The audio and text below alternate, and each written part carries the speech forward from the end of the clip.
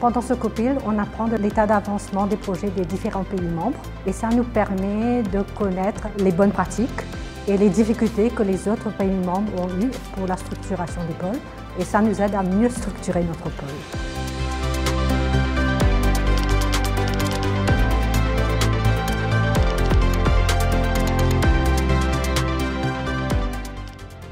Les perspectives sont très bonnes. Le programme Entreprendre vient s'inscrire dans la durée et la durée des actions non seulement de l'AUF au Cameroun, mais la durée également des actions entrepreneuriales dans l'univers universitaire.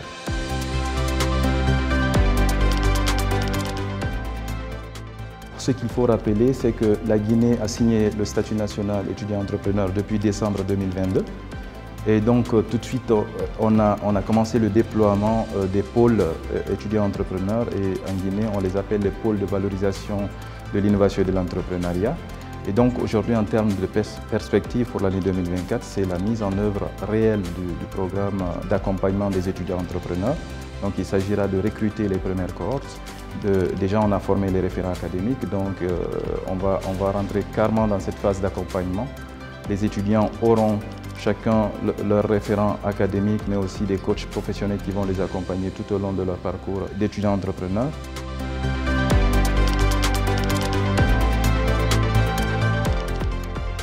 L'expertise qui est en train de se construire au sein de vos pays sera une richesse pour la communauté. Cette richesse pourra être justement partagée, qui est l'une des grandes valeurs de l'AUF, le partage des connaissances et le partage de l'expérience. On espère que d'ici fin mars, on aura ce statut. Et là, on va lancer 2 appels durant cette année pour recruter des étudiants qui auront ce statut. On a prévu plusieurs programmes de formation et d'accompagnement pour nos étudiants. Le plus important maintenant que le statut est finalement publié par intermédiaire du circulaire signé par 2 ministères qui sont porteurs du projet, le ministère de la Planification et le ministère de l'Éducation nationale. Nous allons mettre en œuvre les activités qui sont nécessaires pour la mise en place du pôle, pour préparer et recruter les candidats pour le premier pilote et ensuite pour préparer le déploiement à l'échelle nationale au sein d'autres établissements du pôle et des activités qui sont celles qui sont propres à entreprendre.